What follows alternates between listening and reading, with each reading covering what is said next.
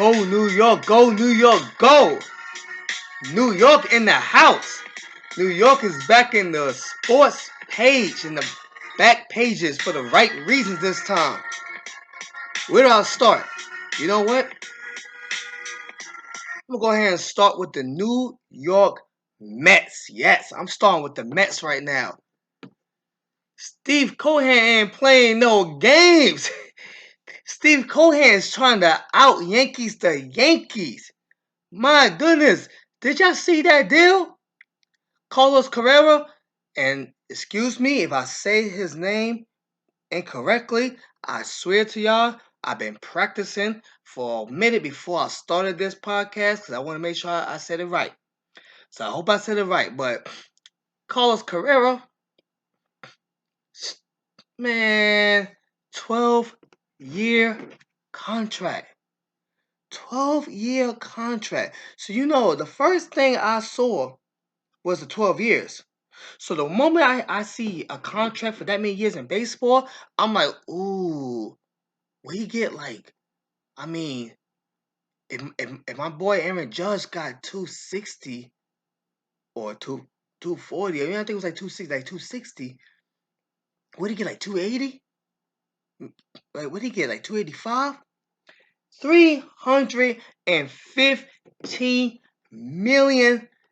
12-year contract, $315 million. Steve Cohen ain't playing no games. Do y'all understand? This man just spent, the owners of the Mets, I'm talking about this man, just spent $806 million in free agency this year alone. He had enough of everybody talking about my New York Yankees. He had enough of that. He had enough. He said, man, I'm here. If you're a free agent and your team is lying to you saying we can't afford to give you this contract, I'm here. What's up? Come over here.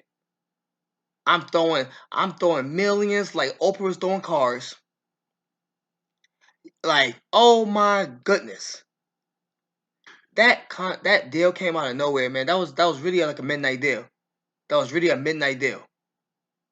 Like, you went to sleep, woke up, and all of a sudden Mets is in the news. Mets is in the news. The first thing I was going to talk about was the New York Knicks, because that big win they got. I'm gonna say we. Feel like I'm part of the team too. I mean, I've been rooting and supporting that team before most of those players was even in the NBA. So it feels like I'm part of that team more than they are, but I know I'm not. I'm just playing right there. But man, I was about to talk about the Knicks and that big win, but I gotta stop the brakes. Carlos Correa is going to the Mets for next decade and some change. For $300 million and some change. Man, I know a lot of people right now, that's a lot of athletes that's playing football or playing hockey or sports like that. Especially sports where you can get hurt, lose teeth, get concussions. I know y'all thinking, man, if only I could hit a fastball. If only I could hit a fastball. I'm fast enough to run the bases. I'm tough enough to slide to the catcher while worried about getting hurt. If only I could hit a fastball. Man, congratulations to Carlos Correa. Good job, Steve Cohen. You teaching the Stumbriers. I'm not pronouncing names right today, am I? But you teaching them boys how to put together a championship team and not being afraid to spend money. Can you imagine if Aaron Judge was a Met this whole time? Aaron Judge would have got like a $400 million contract last year. He would not have to hit no 62 home runs. He would not have to basically pull his team to the playoffs. They would just give him, I don't know, 300 maybe $25 million last year. And then when he did hit the 62 home runs, everybody would have been saying, Oh, see, this is why Steve Cohen gave him that money because of what he could do on the field. Instead of, oh wow, he hit 62 home runs. Hey, Stonebriar boys, pay this man. All those lies, baseball owners and general managers. Oh, we can't afford it. We can't afford it, man. Y'all better take some of those $10 hot dog money, put it together, and give me my contract. Stop being so selfish on my contract. Billionaires being stingy with their money, and everybody keep blaming the players. Oh, the players being selfish. If only you would took less money. Oh, what? What? Yeah, like you would go to your boss and say, "Boss, don't give me a raise. You gotta take both of your kids to Ivy League college. So don't give me a raise." You would not say that to your bosses. So great job, Steve Cohen, teaching these owners how to support your players or support. I mean, wasn't even their player. He's just a really good player that Steve Cohen said I want him on my team.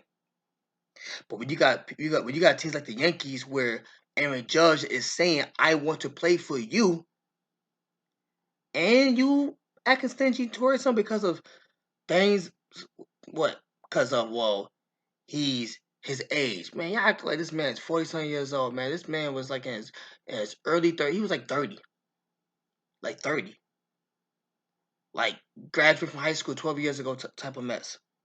And you act like he won't be able to play baseball for another 7, 8, 9 years. Hey, I mean, I don't know what happened with the athletes of 30 years ago. I don't know why y'all lift your arm and your shoulder pop, or y'all walk 3 steps on the fourth step, y'all Achilles heel got damaged. I don't know what was going on back in the 70s and the 80s and even part of the 90s, but that's not today's athletes. Today's athletes, they're stronger and they're a lot more durable. I don't know if it's sports medicine. I don't know if the training is just more intense. I don't know if the technology is making it better for athletes today. I do not know. But y'all need to stop looking at 30 like, oh, 30? Okay, done for, man. Y'all better start looking at 30 like, oh, this man got another 8, 9, 10 years in him. Y'all think it's gonna end with Tom Brady? It ain't gonna end with Tom Brady. It's not gonna end with Tom Brady. Don't be surprised if LeBron James is ducking on fools and at 42 years old. I wouldn't be surprised. I'd be like, well, yeah, if he did it at 37 and 38, why won't he do it at 42? Y'all just have this mindset that a person hit a certain age and they can't do it no more until they start doing it. Then it's like, oh, how are they doing this? What do you mean how are we doing this? What you mean how? So because of that, Aaron Judge could have left the team. He could have left the team. He could have been like, "You ain't no faith in me last year. Why you got faith in me this year? I'm out." But he really wanted so badly to be a Yankee and decided to stay on the team. But I don't know if he knew that Steve Cohen was throwing mills like that. I don't know if he knew that. I don't know if he was aware, man. I don't know if he got the memo. Maybe he should have waited a little bit before he signed that contract with the Yankees. I hate to say that. I'm a Yankee fan, but talking to me, to Aaron, maybe you should have waited a little before you signed that contract because maybe you should see what else was out there a little bit more because if Cohen had 315 for Carlos Correa, I can only imagine how much he would have for you. And yes, it is gonna start at 320 something. But thank you for staying with the Yankees. And let's try to go farther than one round next year. Mets. Mets looking kind of scary because Mets got some players on their team because Cohen was willing to spend the money. Congrats on that. Whoa, Mets. Can't believe, man. I'm starting episode 3 talk about the New York Mets. Whew, that's crazy. Now let's get to a New York team that's been popular for more than 3 decades, or 4 decades. I should say 4 decades. Were they even popular for 4 decades? I mean, what? They won the World Series in 1986. Don't remember hearing much about them in the 90s. I made it to the World Series in 2000 where they lost to my Yankees. I mean, I guess you got a little. I guess they got a little bit of Mike Piazza. All right. I'll say 3 decades. I'll say 3 decades. 3 decades where My Yanks has been relevant since the 1920s, basically. But we're gonna talk about the Yank. I mean, no, I'm sorry, the Knicks. 8 in a row. 8 in a row. 8 games in a row against the Golden State Warriors, and that was an impressive win. Now, I'm gonna be fair. Steph Curry was wearing street clothes last night. But I don't care, man. You're the champs. You're the champs. Klay Thompson still play. Jordan Poole still play. Draymond Green still play. Steve Kerr was still on the bench writing up plays. The Knicks got an impressive win last night at the Garden against the defending champs that made 8 in a row. Something in the water in New York or something, because two teams that people basically say they're done for, and basically say they're done for in October, the Brooklyn Nets and the New York Knicks, are now climbing up those ranks, having winning streaks, having nice winning streaks. I'm looking forward to that Christmas game. That's for that Christmas schedule. I'm looking forward to that Christmas game. Those Christmas games, you know. But we got a nice schedule there. I'm probably gonna miss a good amount of them because I'm gonna be cooking for Christmas and stuff. But I'll catch some of it. I'll catch some of it. I'll catch some of it. You know what I mean? The sucky thing is, I'm probably gonna catch like the night games and stuff. I ain't gonna catch a lot of the morning games. If I catch a lot of the night games, but we got a good schedule. My Knicks is gonna play the 76ers. Now, at first, I was like, "Ooh, that's kind of scary." Now I don't know anymore. I'm not so sure anymore. I think the Knicks is legit. I think they're legit. And maybe I am talking too soon. But you know what? The same way the people put them in the ground in October, it's the same way I'm putting them in the playoffs in December. I don't know. That might be a winnable game right there. Might be a winnable game. Knicks 76ers might be a winnable game. We also got Lakers Mavs. I think Mavs gonna go ahead and take that. I just don't see the Lakers doing great things, but they got too many stars not to put them on TV. Too many stars not to put them on TV. So despite what some TV personalities may say, and again, I'm not sure if I can say names yet, so I'm not going to. But if y'all watch NBA basketball on Tuesday, y'all know who I'm talking about. Why we keep showing the Lakers? Why? Because they got LeBron James on the team and Russell Westbrook and Anthony Davis. Even Pat Beverly, we don't know what he's gonna do. He might do something crazy, man. He might put somebody's underwear over their head in the game. We don't know what he's gonna do.